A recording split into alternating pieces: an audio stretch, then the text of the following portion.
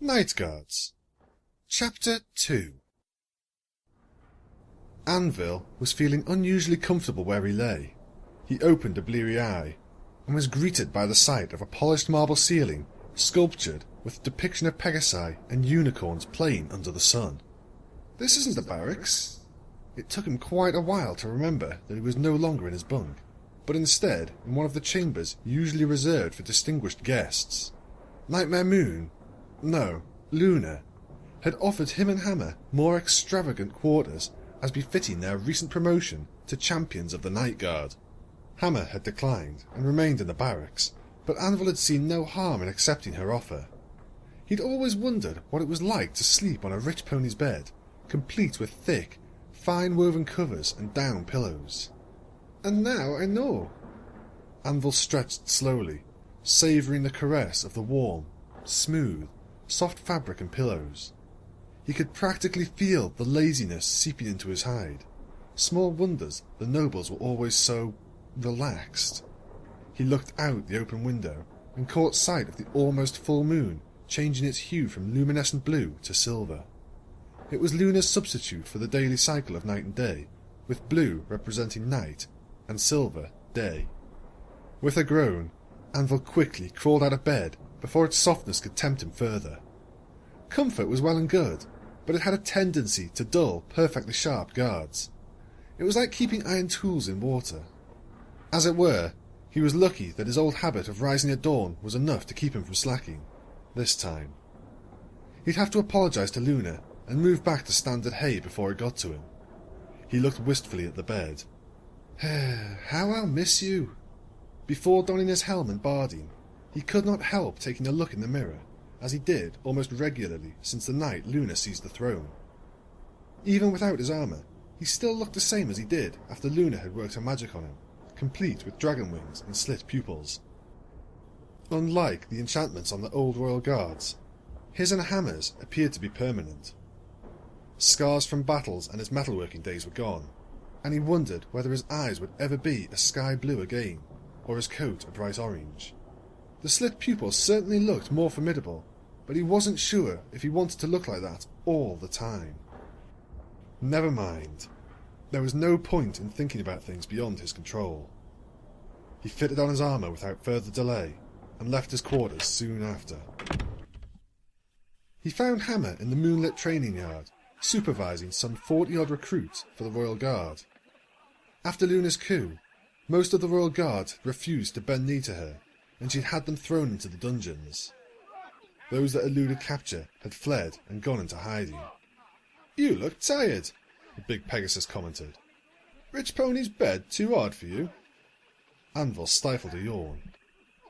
"Too nice, actually. Suddenly 6 hours doesn't feel quite enough for me. It's tragic, really." His friend gave him a look. He snorted. Yes, I should listen to you more often." He switched his gaze to the recruits, looking for an excuse to change the subject. Captain Volley, one of the few who remained to serve Luna, was amongst them, demonstrating close-quarter combat with a rather nervous volunteer. They were fairly young, and if Anvil was to give an honest opinion, conscripts might be a more apt term for them. Their night guard armour hung somewhat loosely on their skinny frames, and the appearance-altering enchantments did little to make them more imposing. If anything, it made some of them look like skinny, grey bats, and their flailing version of hoof-to-hoof combat made it plain that they were quite unsuitable to be Royal Guards so soon. But then again, it was either that, or have the entire palace grounds guarded by the meagre dozen or so guards remaining, himself and Hammer included. "Where did these fellows come from?" he asked. "I thought the houses of Cloudsdale were running out of the young ones to send to the guard."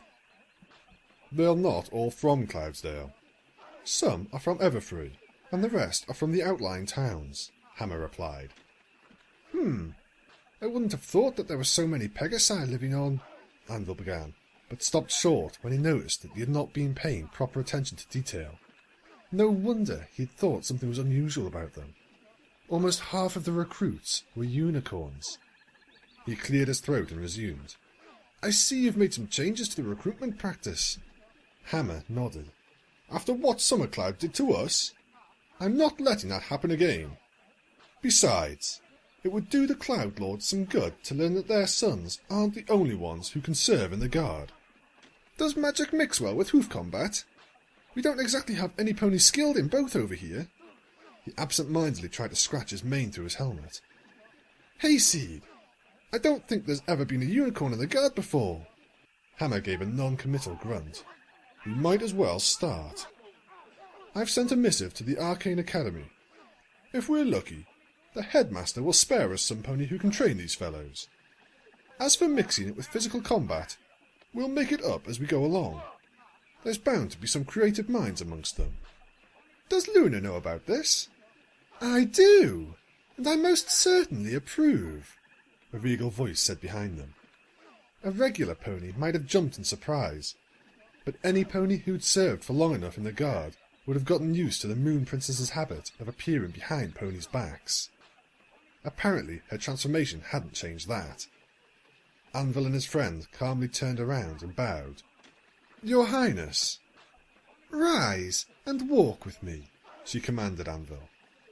To Hammer, she simply said, Carry on. I want these recruits fit for duty before the full moon. Your Highness, that's only a few days away, Hammer stated.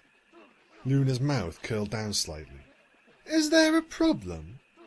There won't be enough of you veterans to watch over the upcoming night festival, and I certainly will not have the citizens of Everfree being watched over by stable colts dressed in armour. I will not lie. They are very raw. As if to prove the point, there was a loud yelp from the training yard. It seemed that one of the recruits had accidentally twisted his sparring partner's wing. After sparing the trainees a glance, Hammer continued. I will do what I can to prepare them, but I cannot promise that they will become able soldiers in that time. The dark alicorn scowled, but Hammer didn't flinch and patiently awaited her response. Finally, she said, Very well. Do what you can. At least make them look presentable. The last thing I need is to look like I'm surrounded by incompetence. Where are we going? Asked Anvil. To the dungeons. I have a special task for you, Luna said, as they trotted side by side through the halls, illuminated by the new glowworm lamps. We've captured another Celestial Loyalist, and I want you to be the one to interrogate her. That surprised him. There were still plenty of ponies who were less than happy with Nightmare Moon as their leader, not to mention that whole part about the Knight Eternal. Most were what she called rabble-rousers, who did little more than complain and gossip, but there were some stronger-willed ponies who were actually attempting to incite rebellion amongst the citizens of Everfree. A large number of them were former royal guards, and not to be taken lightly. The rabble-rousers were easily quelled by Luna's remainder of the guards, but the real troublemakers were always gone by the time a night guard could reach the scene. There were far too few of them to keep watch over the entire city. Anvil slowed down in his trot. Wait, you mean we've actually caught some pony who is part of the chain of command? If not privy to their plans, she is at least certain to have knowledge of their hiding places. One of the guards caught her trying to sneak into the library. She managed to incapacitate him with magic, but then she had the misfortune to run into me. Oh, the look on her face was priceless. She really should have known better than to try and skulk around during my reading hours. Luna chuckled with glee. The library? That's an odd place to break into. And how did she get into the palace in the first place? Anvil almost felt like kicking himself when he realised that that second bit was a rather stupid question. But apparently Luna was in too good a mood to pin it on incompetence. Apart from the fact that you're all stretched thin patrolling the palace, she had snuck up from the lower gardens. She was filthy, and I could smell the moss and damp on her hooves. As to the former, there's plenty of knowledge hidden in the library. No doubt she believed that there was something in there that could be used to further their plans. Well, it's good that she was stopped then, but why me? I'm not exactly the most likely to, scare the information out of any pony, because I believe that there are ways to acquire her knowledge other than simple intimidation. Her connection to you is one such path. Anvil felt his brow shoot up. Connection? I suppose I should actually tell you who she is. She's my dear sister's apprentice, Summer Cloud. Oh! He froze in his tracks. And you are besotted with her, are you not? Anvil felt himself go red.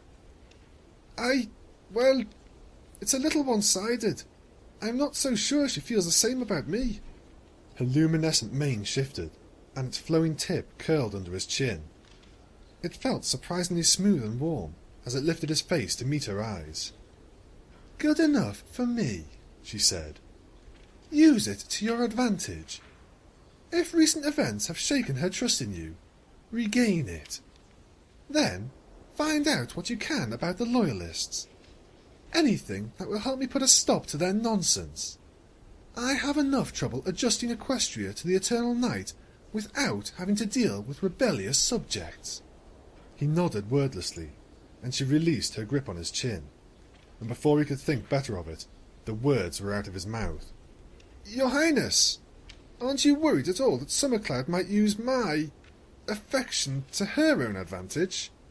Stupid pony, your mouth shouldn't be quicker than your brain. Luna looked as if she had just been pelted with a snowball. She tensed up and fixed him a stare that might have put her cockatrice to shame. He blinked innocently. A moment of silence passed, and then a smile cracked her features, and she began to laugh. Anvil nervously laughed along.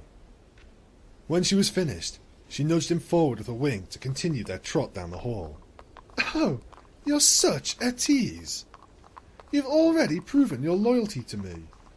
Besides, if you really did turn on me, I can always feed you to a hydra. There are hatchlings in one of the bogs, and they do get oh so hungry at times. Anvil hoped she didn't hear him gulp. Luna would never do that. But he wasn't too sure about Nightmare Moon, and he definitely wasn't certain that Summercloud wouldn't be able to sway his perspective on the matter. The dark alicorn had apparently picked up on his nerves, for she scoffed and playfully patted him on the head. It was a jest, Anvil. I can practically hear you sweating. Then her mirth subsided, and her tone grew serious. But truly, if you believe you have done something that might be considered the slightest treachery on your part, you can always come to me and confess. Imagine how much less furious I would be learning of it from you, rather than from some pony else. With that said, she offered him a reassuring smile as they made their way to the dungeons. The Everfree Palace was built atop a cliff, overlooking a ravine that had been eroded by the force of a sizable river. Whilst most of the palace structures sat on fairly even ground, some of it was hewn directly into the face of the cliff below ground level. The library was one of them, and others still were actually inside the cliff, or underground, depending on how you looked at it. And that was where Anvil was being led. They had descended from the old barracks, down and through a series of disused stairwells and dank tunnels. If not for the faint glow from the Moon Princess's mane and the luminous mushrooms, it would all have been in pitch-black darkness. By his estimation, the dungeon went as deep as the palace was tall. At the end of the passage was a large oaken door, guarded by another member of the Night Guard, who promptly bowed to the dark alicorn when she approached. Anvil recognised Rippledew and greeted him with a slight nod when he had risen. "How may I serve your Highness?" the guard asked. "This is my champion. No doubt you recognise him. From now on, he has my leave to enter and leave the dungeon as he sees fit, and you will provide him with whatever he needs to carry out his interrogation. He may speak to any of the prisoners, but the deepest arcane cell is off limits. No pony may speak to my sister but me. Is that clear?" Rippledew eyed him over and nodded. "Understood, your Highness." Luna turned her attention to Anvil and said, "This is where I leave you. Other pressing matters need my attention. Remember what I told you." "How long do I have?" he asked. She snorted out blue smoke in response. "So long as you do not tarry, I see no reason to put undue pressure on you. But remember, every passing day is one more day for those traitors to plot against me. So, not very much pressure at all, he thought at the back of his mind. He bowed in response, and she began her walk back up to the more pleasant parts of the palace. Turning to Ripple, he smiled and said, "Lead the way. I'll have a few words with the new prisoner." The guard produced a set of keys to unlock the great door, and they both entered without further ado. The inside was much more spacious than the tunnels might have indicated. Indeed, it was also more pleasant. The stonework was nice and dry for a start, and the place was lit with proper torches and braziers. And it was surprisingly clean. As dungeons went, this was probably one of the nicer ones. Off to one side was the supply room, complete with shaft and pulley system that brought food and supplies from the upper levels. Rippledew led him past this and the currently deserted guard room, past another locked door and into the dungeon proper. As they trotted past the cells occupied by the former royal guards, Anvil couldn't help averting his eyes. He had no doubt that he'd recognised many of them. Whispers of traitor and monster and the like drifted past his ears, and a few even spat at him. "Pay them no heed," Ripple murmured. He didn't even flinch when some pony flung mouldy hay at him. "How do you stand it?" asked Anvil, once they had passed the occupied cells. He wiped his face with a hoof, and it came away sticky. As much as he tried to tell himself that he couldn't have brought himself to betray Luna, the fact remained that he had betrayed his other princess, and possibly those who supported her as well. Speculating about what they may think of him often drove him to distraction. "I often wonder about that myself," Rippledew replied. "But what's done is done. Nightmare Moon has claimed the throne, and for better or worse, it's not my place to say. These things have a habit of sorting themselves out in the end." It was a quick trot the rest of the way to Summercloud's cell. They found the grey mare curled up facing a far corner, presumably asleep. Ripple was just about to strike the bars to wake her, but Anvil caught his hoof and shook his head. The guard raised an eyebrow, but relented and said, "If you need anything, come find me," before heading back the way they'd come. When he was gone, Anvil turned his attention to Summer. It had occurred to him on the way here that she might not have been treated gently when she was captured, but a cursory inspection of her resting figure allowed him to dismiss those concerns. If anything, it was a bigger surprise that she was dirtier than the cell itself. There was some muck on her hooves, and generous smears of grime on her grey coat and turquoise mane and tail. Her braids were also getting scruffy. Luna was right. The damp and earthy smell told him that she'd been down in the ravine below the palace. For a while, it was all he could do to watch her, but he eventually worked up the courage to speak.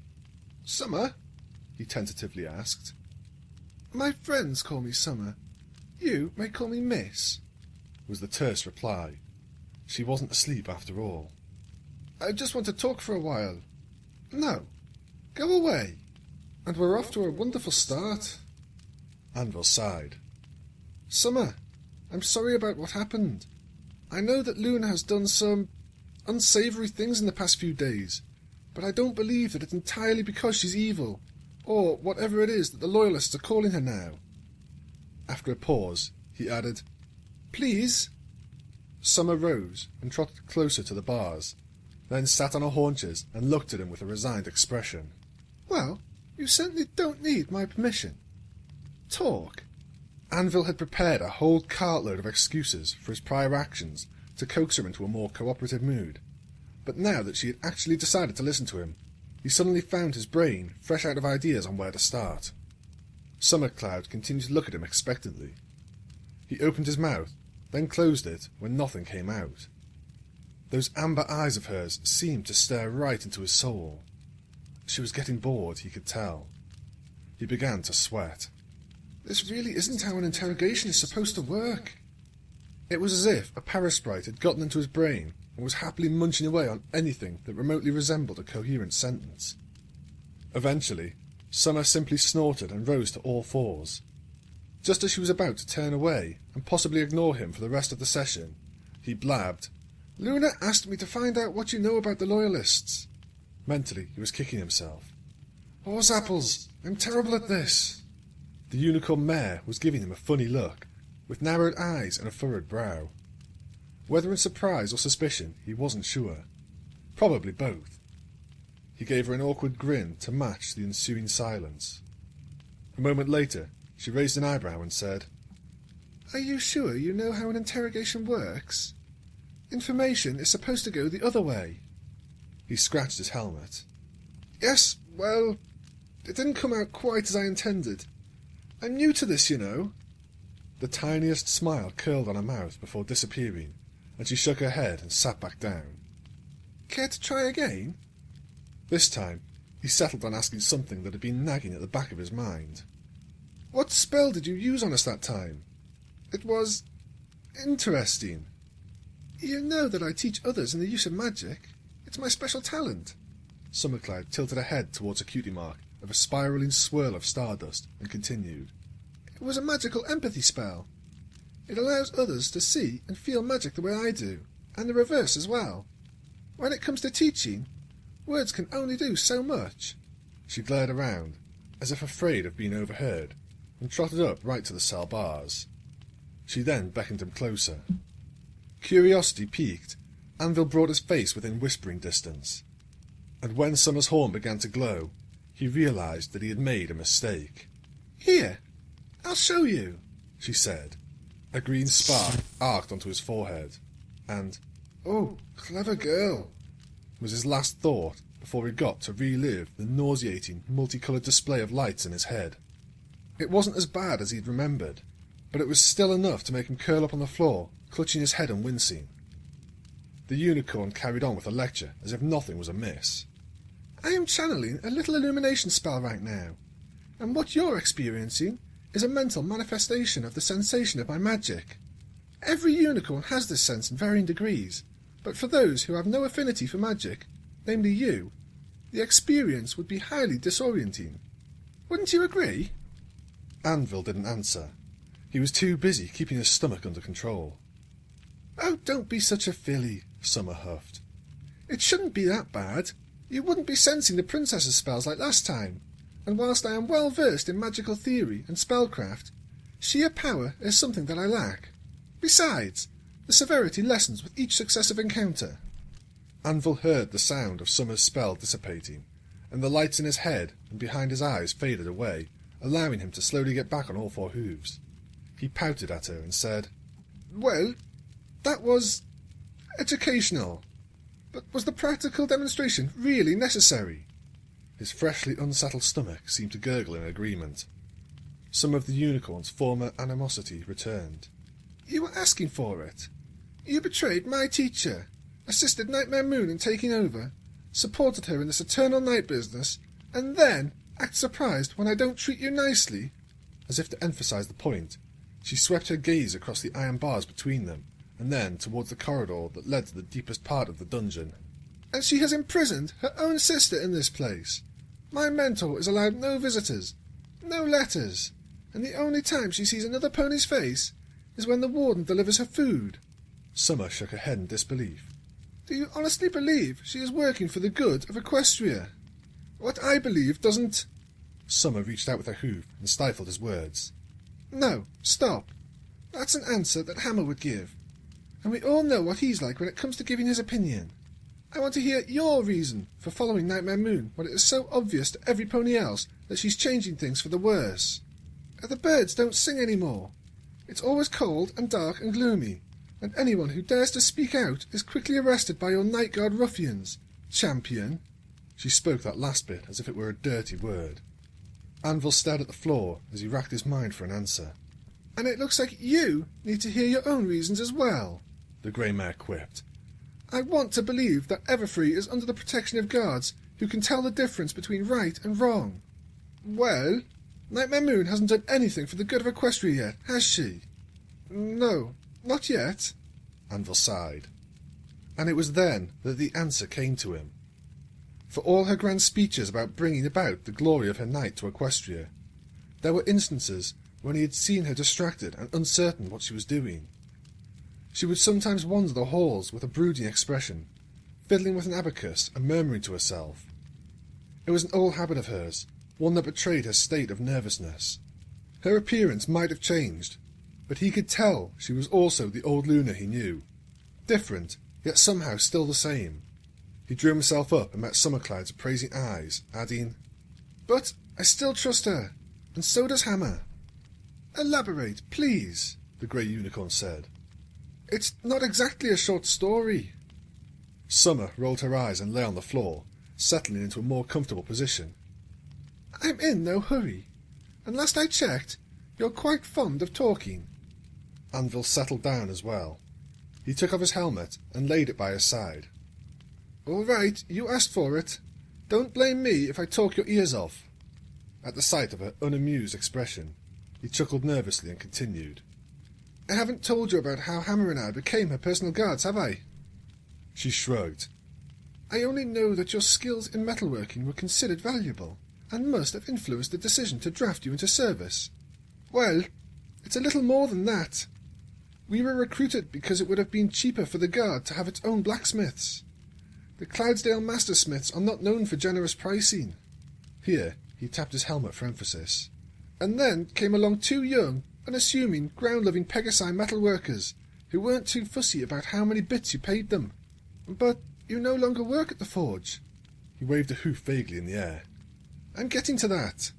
It wasn't until after we'd finished our basic training that we got to know Luna properly.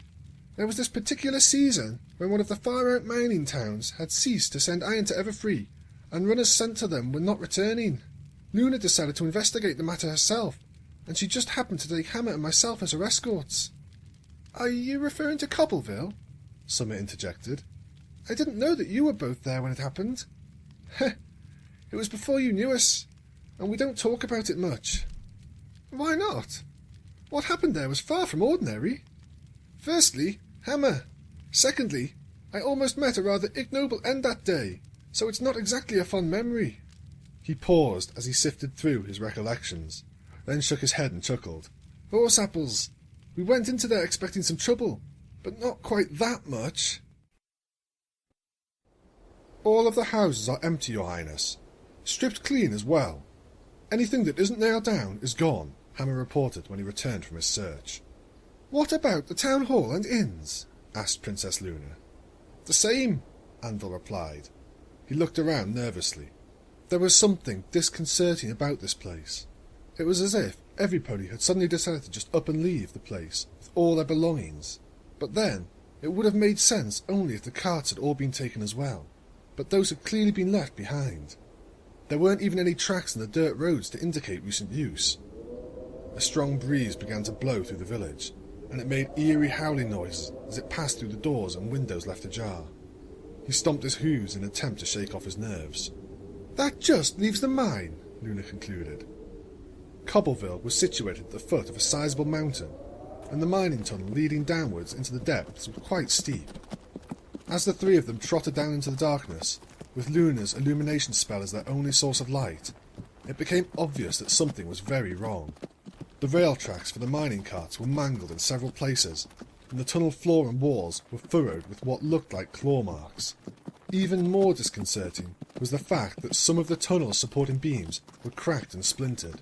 From then on, it became a simple matter of following the damage. They ignored all other branches that were intact. It wasn't long before they reached the end of the tunnel, or, rather, what was supposed to be its end. Instead, they found that its end had collapsed entirely, leading into a great emptiness beyond. As they stepped through the collapsed section, Anvil thought he noticed a pair of gleaming, orange dots in the darkness. They were distant, but distinct enough that he was sure of their presence. "Your Highness!" he warned. Luna froze, as did Hammer. Slowly, she eased off her light spell, until they were left in complete darkness, except for the orange dots. They did not go away. "Well, that can't be good," Anvil murmured. The three of them stood still in the blackness, watching. Then the dots blinked. "Definitely not good," Hammer agreed. "Prepare yourselves," Luna whispered, moments before she conjured a new globe of blue light.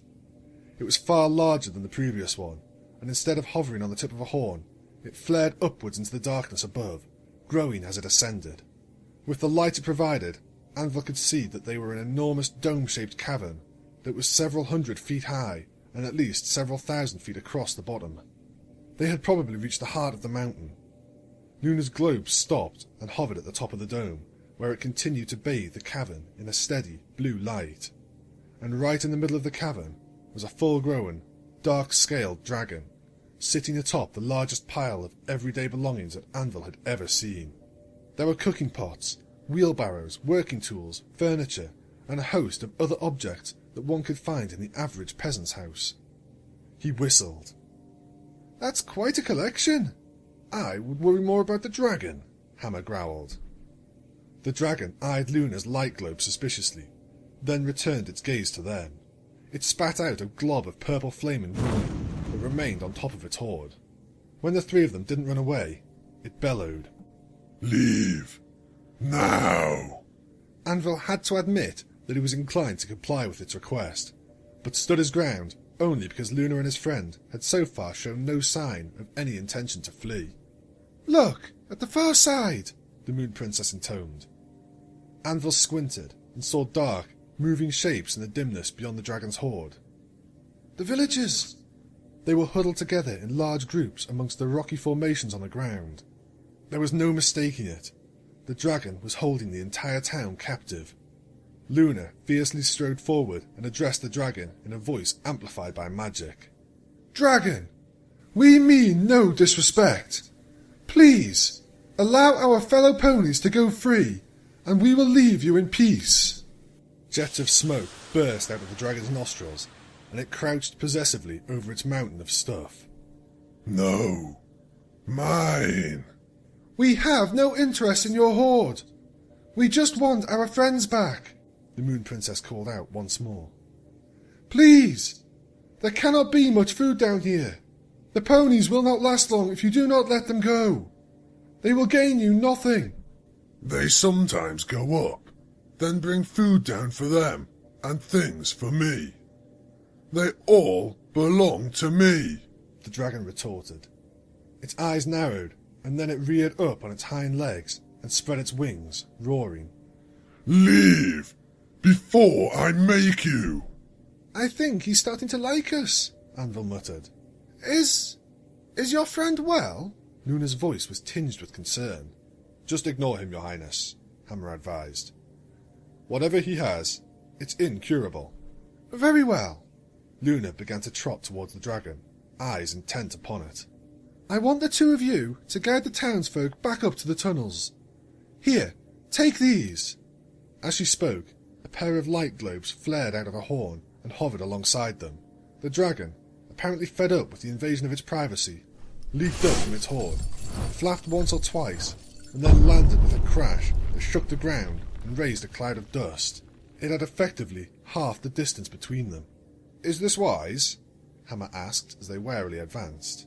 "We would be a better match for the dragon altogether."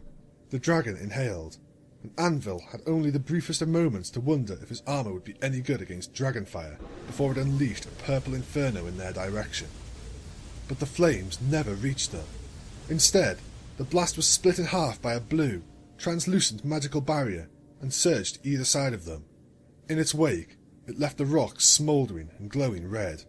"I don't burn easily. You do," Luna snapped at them. "And I cannot constantly shield you in a fight." "Point taken," Hammer conceded. "Go! And if any ponies are lost, you'll answer to me," she warned. Anvil echoed his friend's sentiment, and without further delay, they both broke off and soared to either side of the dragon, careful to keep a safe distance. Looking back, Anvil could see Luna taken to the air as well. The distraction nearly cost him dearly, as a plume of fire appeared right in his flight path. He barely had enough time to tuck his wings and drop below it. "Eyes on the dragon, fool!"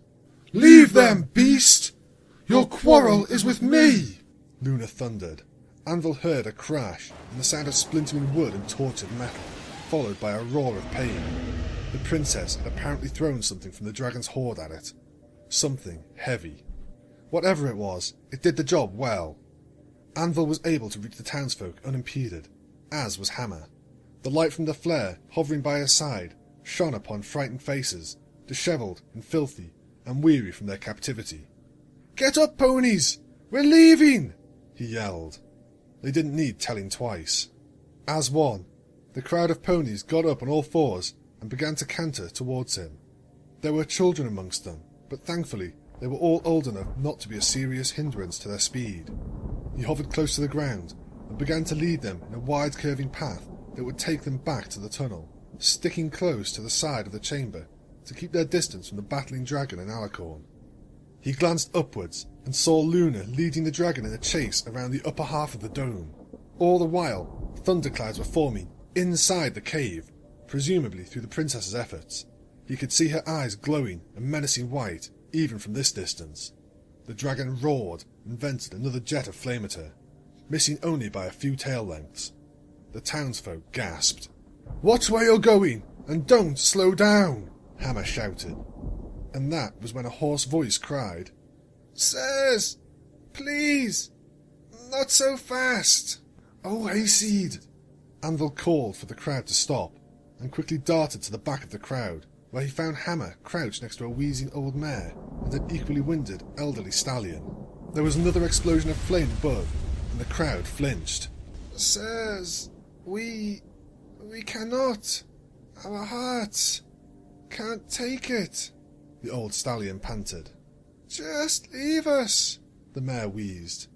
"That won't happen," Hammer stated. He promptly tossed his helmet to the ground, hefted the mare and gently shifted her onto his back, making sure that she had a somewhat rudimentary grip on him, but without hindering his wings too much. "Hang on, and bite my mane if you have to," he added. Anvil took the cue and did the same for the old stallion. Before long, they had gotten the crowd moving again, with him in the lead and Hammer bringing up the rear. The stallion was lighter than expected, but he was still heavy enough to slow him down. As they approached the tunnel, he spared another glance to the scene above. Black thunderclouds swirled around the top of the dome and crackled with streaks of lightning. Luna was still leading the dragon on a wild chase, but the dragon's aim was improving. Even with her aerobatics and the cloud cover and the occasional teleport, every now and then she would be engulfed in the dragon's fire breath. She would then emerge from the flames, smoking and covered in soot, and Anvil did not doubt that it was taking a toll on her. Her flight was growing erratic, and she was slowing down. It might not be long before the dragon could get within biting distance. When they finally got the crowd to the tunnel, the next problem became apparent. The ponies had no lamps, and upon closer inspection, it was plain that the unicorns amongst them were in too poor a condition to provide reliable light throughout the full length of the tunnel. Only Hammer and he had the glowing orbs, so one of them was still going to have to lead the way. Worse still, the steep incline was going to be a problem for the elderly pair they were carrying. When Anvil voiced his concerns, Hammer simply said, "I'll take the oldster. You help the princess." "Are you sure?" Anvil asked, as he helped to position the couple across Hammer's back, with their forelegs dangling on one side and their hinds on the other. "I'll manage. Go help her," his friend grunted. He responded with a nod and surged upwards towards the battle. The dragon was now snapping at the princess, who was only barely able to avoid its jaws each time with a quick dodge. "What is she doing?" Without further thought, he poured all his strength into pumping his wings, gaining speed with each beat. As he got closer to his target, he felt the static charge from his swift flight building up in his hair and feathers. The dragon's form loomed larger by the second. There was a burst of light as it breathed fire, and a sharp cry from Luna. Then, Anvil stuck out his front hooves and slammed into the dragon's cheek. Just before impact, a jolt of electricity leaped from his hooves to the dragon, and just after, there was a ringing in his ears as he received the full blast of the dragon's roar of pain. "Time to hide!" He darted into the clouds, hoping that his blow would provide the princess with the time she needed to do whatever she'd been planning. And then, there was a blinding flash as a blast of fire came his way, through the clouds. He swerved away, but the flames still managed to sear his tail and lick his left wing. Fearing further damage to his feathers, he folded his wings and dropped like a stone. The words, "How could it see?" were just beginning to form in his mind when he noticed Luna's little ball of light still flying by his side. Oh, the ground was fast approaching, and as he spread his wings to break, he prayed that his feathers weren't too badly damaged by the flames. The sudden deceleration nearly twisted off his wings, and the damaged feathers on the scorched one sent him into a downward spiral. Oh, hayseed! He somehow managed to level out his rapid descent, but he still hit the ground with a lot more force than was good for him. He crashed, somersaulted, rolled, and somersaulted again, before skidding on his chest to a halt. Not long after, he heard the heavy thud of the dragon landing nearby. Oh, hayseed! Groaning and coughing up dust, Anvil rolled onto his back and saw the dragon looming over him. It growled and raised a foot. A really big one. An inarticulate squeak escaped Anvil's mouth as all his muscles slackened. But before the dragon could bring its foot down, he heard the Moon Princess's thunderous voice. That's enough! He looked up, as did the dragon, and saw all of the dark clouds in the entire cavern swirling like a cyclone, right before a multitude of lightning bolts shot out of its centre and struck the dragon from nose to tail. It didn't even have time to make a sound before it collapsed to the ground. So that was what Luna had been up to this whole time. She'd been conjuring a lightning storm. She landed by her side, panting heavily and trembling a little. Her coat was stained black with soot, and Anvil thought he could see the tips of her wing feathers smouldering. Up above, the sphere of light and the storm clouds were already beginning to dissipate. Can you stand? She asked gently. I'm spent, so I will not be able to mend anything at the moment. Anvil tried to rise, but fell back with a yelp. He was bruised and aching all over, and he could smell the stink of his charred hair and feathers. The Moon Princess sighed and hefted him over her shoulder, as if he weighed little more than a filly. As she did so, he felt a little dampness where his hind legs brushed against her body. Oh dear, she murmured. Anvil caught a whiff of it and grimaced. I thought it felt a little cold there.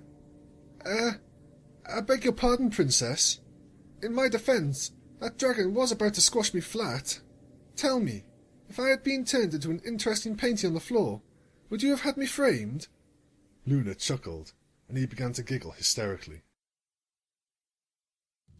Princess Luna killed a dragon? Summercloud's jaw was hanging. No, it was just unconscious. Those things are ridiculously durable. The grey unicorn shook her head in disbelief. Anyway, was that all you wanted to tell me? Anvil frowned. Wasn't that all you needed to know? Luna could have easily commanded us to help her defeat the dragon before getting the townsfolk to safety. Horse apples! We were ready to do just that. She had to tell us to do the opposite while she distracted the lizard. And she even carried me all the way back up the tunnels when she could have made me walk. I was hurt, but not that badly. And, of course, let's not forget that she did it in spite of my state of cleanliness. Summercloud was thoughtful for a moment. I'll admit, that's a side of Princess Luna that I hadn't known. But, she raised a hoof, you're staking the welfare of a great many ponies on your belief that Luna and Nightmare Moon are one and the same. Are you really going to risk that much? It was his turn to shake his head. I cannot be fully certain, but I have seen signs that she is still the Luna we know. And, if nothing else, she deserves the benefit of the doubt, after what she did for the ponies of Cobbleville. And she did save my hide. Summer's expression was resigned, and perhaps a little sad. I hope your faith in her is not misplaced. For all our sakes. Anvil realised he was feeling a little worn when he was let out of the dungeon. We must have spoken for hours. Just a few words, eh? Rippledew quipped as he unlocked the door. I shudder to think what a long speech must be for you, then. Would you like to find out? He retorted with a weary grin. Huh. No, thank you. Anything else you need? Yes. Get Summercloud a tub, some soap, and plenty of hot water.